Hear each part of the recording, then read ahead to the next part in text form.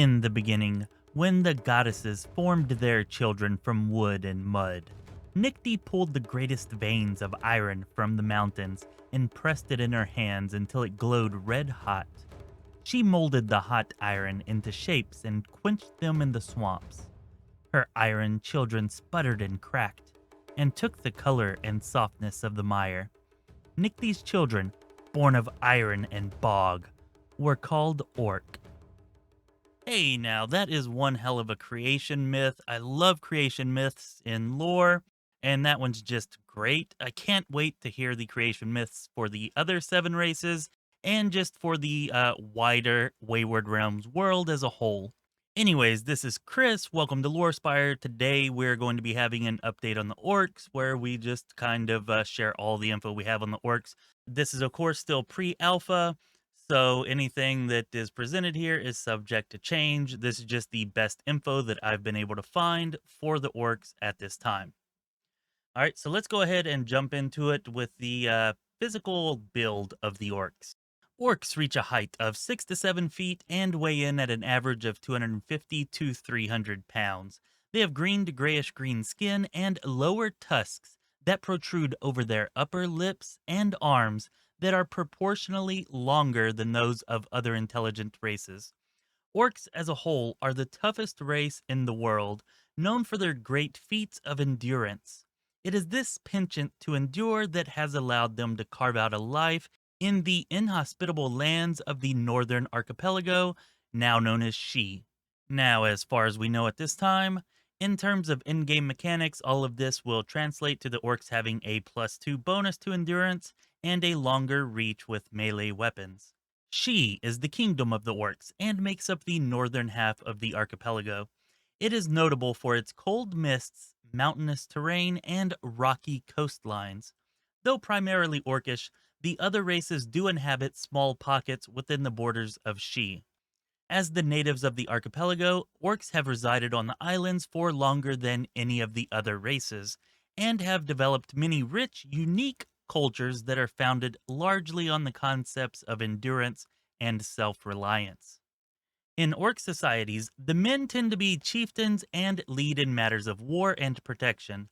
Women, on the other hand, are responsible for making the domestic and religious decisions of the Orcs.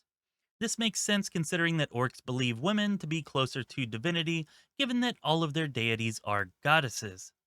So, Orcs live in a clan social structure, and the ruling class tends to consist of large families where the women carry on the clan name and the men marry into it.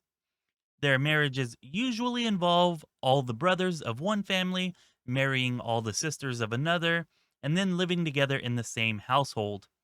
All children are raised by the entire family, not just the specific child's birth parents. The Orc clans practice ultimogeniture, which is where the youngest child inherits any titles or positions of power. The youngest female orc becomes the clan's wise woman, who decides most of the day-to-day affairs as well as ceremonial or spiritual duties, while the youngest son becomes the clan's chieftain, presiding over judicial matters and leading the clan's armies. The hardships that the orcs have endured have led them to become innovative and masterful craftsmen. They are experts in using materials sourced from their surroundings. Animal hides are skillfully tanned and transformed into clothing, such as capes, skirts, shirts, boots, and gauntlets. While the bones and horns of animals are intricately carved and used to adorn clothing, weaponry, and jewelry.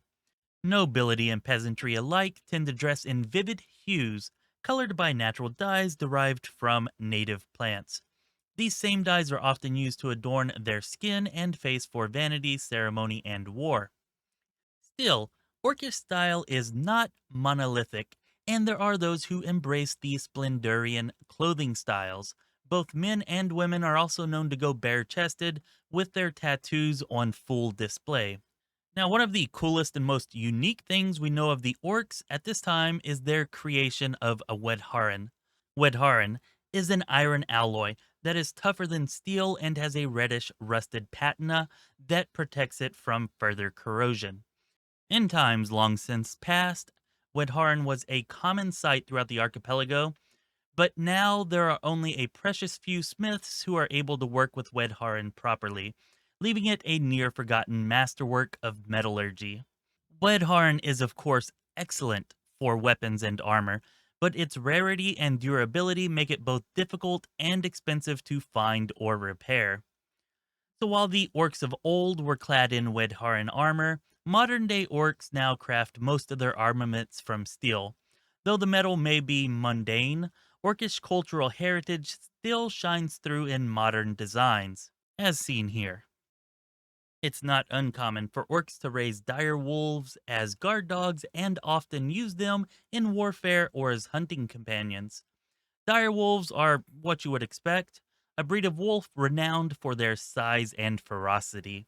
In the wild, they tend to live in a small family group led by an alpha female, and they hunt in packs.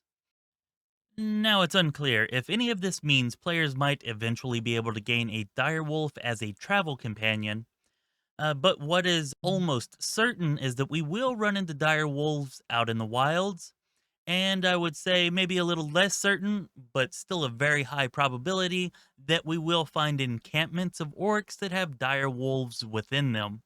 And that will likely make using stealth tactics and skills in and around those encampments more challenging.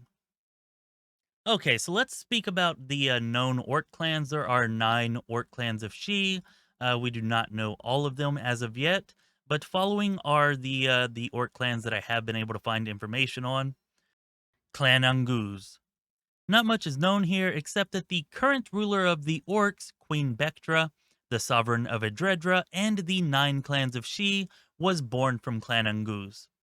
Clan Reka. Clan Reka is a clan of orcs who, over 50 years ago, attempted to usurp the orcish throne of Shi, but were defeated.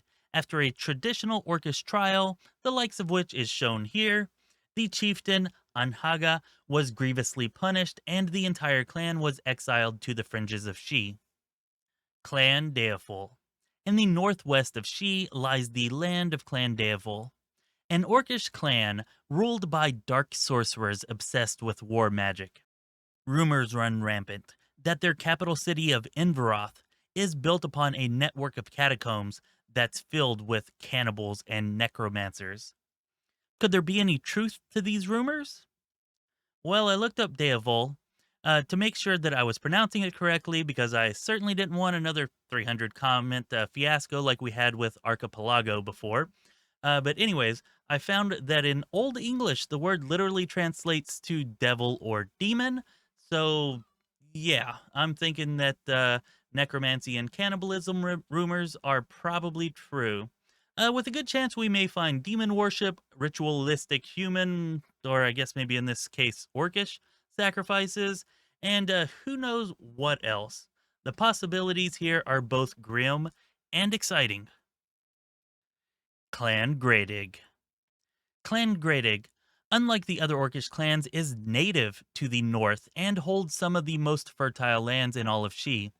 When the other clans were driven north, Greydig's abundant resources allowed them to grow wealthy.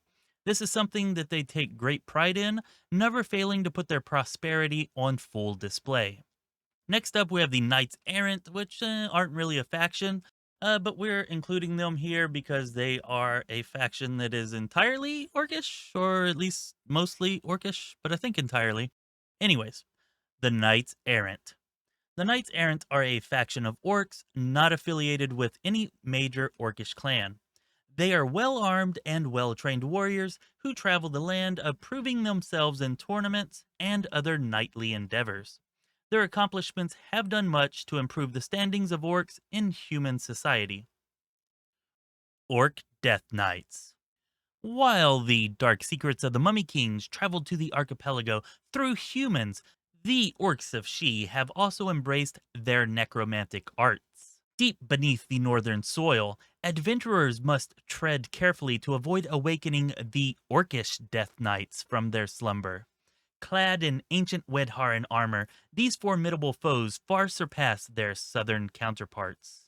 So yeah, Orc Death Knights sounds pretty freaking awesome. It's really cool to know that we're going to get multiple varieties of Death Knights. You know, maybe there'll even be some from other races. An Ogre Death Knight sound pretty badass. Goblin Death Knight, you know, maybe a little bit humorous there, but could still be daunting. Anyways, this does leave me hopeful that we will see, you know, various different types of other powerful enemies as well. And varieties, the spice of life and the spice of adventuring in video games as well. So I look forward to that. Definitely look forward to that. So I hope that you all enjoyed this Orcish update. I'm sorry that it took me so long to get this out. I will try to be more prompt with the next update whenever there's enough info to justify creating another update. But you all have a Merry Christmas, a Happy Holidays, all of that kind of stuff. And yeah, I'll see y'all next time. This has been Chris with Lorespire. Be well, my friends.